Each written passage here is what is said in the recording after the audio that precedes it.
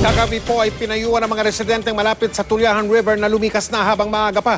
At dahil yan sa pangambang umapaw ang Lamesa Dam. Pero marami pa rin pong mga namili na manatili sa kanilang bahay. Mula sa Quezon City, nakatutok live si Cara David. Cara? Yes, Mike, kung magtutuloy-tuloy ang malakas na buhos ng ulan, ang tansya ng pamunuan ng Lamesa Dam, posibleng umapaw ang Lamesa Dam bukas ng madaling araw. At kapag nangyari ito, aapaw din ang Tulyahan River at maaapektuhan ang 4 na syudad sa Metro Manila. Nasa 79.71 meters ang water elevation ngayon ng Lamesa Dam. 44 centimeters na lang bago ito umabot sa 80.15 meters na spilling level.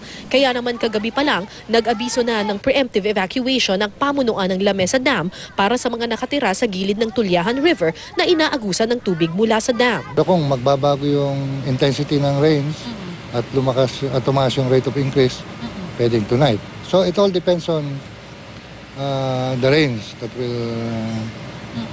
we will monitor by the hour. Mahigit 10 taon nang nakatira sa gilid ng Tulyahan River sa bahagi ng North Fairview sa Quezon City si Mirna Lanza.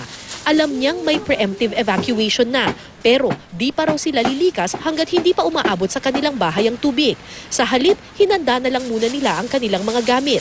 Binalot sa plastik ang mga damit para pag tumaas ang tubig, madali nilang mabibitbit. Nakaligpit na po yung mga gamit namin. Nakaligpit na. Pero hindi pa kayo nag-evacuate? Hindi po. Kasi po hindi pa naman po mataas yung tubig. Si Junior naman, nilagari na ang kapirasong kahoy na nakaharang sa pasilyo para mas madaling mailikas ang kanilang refrigerator. Nilitan ko naman para pagka lumikas po kami, umasya po itong rep po.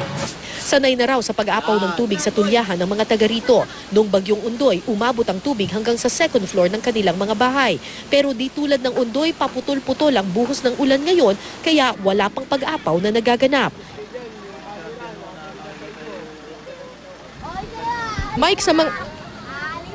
Mike, sa mga oras na ito ay banayad pa naman ang lagay ng Tulyahan River dito sa aking kinatatayuan sa may Fairview, Quezon City. Ang Lamesa Dam ay hindi pa rin umaabot sa spilling level nito.